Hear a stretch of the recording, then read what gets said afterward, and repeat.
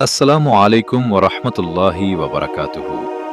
আজকের ভিডিওতে আমরা এমন এক মহাপ্রাণের জীবন নিয়ে আলোচনা করব যিনি আমৃত্যু এলমে দ্বীনের খেদমত করে গেছেন। তিনি আমাদের সবার প্রিয় শায়েখ আল্লামা সঈদ আহমদ পালনপুরি রহমতুল্লাহি আলাইহ।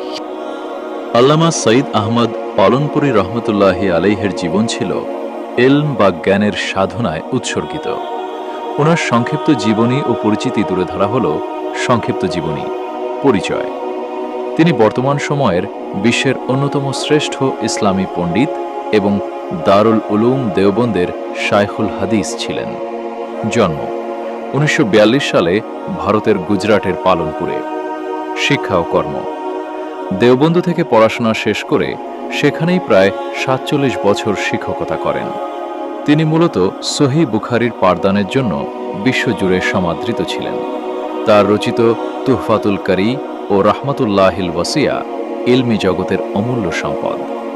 ওনার মৃত্যু হয় 19 মে 2020, 25 রমজান। ওনার পঠিত বিখ্যাত একটি শের কবিতা হযরত পালনপুরি রহমতুল্লাহি আলাইহ প্রায় দর্শের সময় এই কবিতাটি পড়তেন, যা মানুষকে দুনিয়ার মোহ ছেড়ে আখেরাতের প্রস্তুতির কথা মনে করিয়ে দেয়। গাফিল তুঝে ঘড়িয়াল ইয়ে দেতা है मुनादी, गुर्दों ने घड़ी उम्र की एक और घटा दी।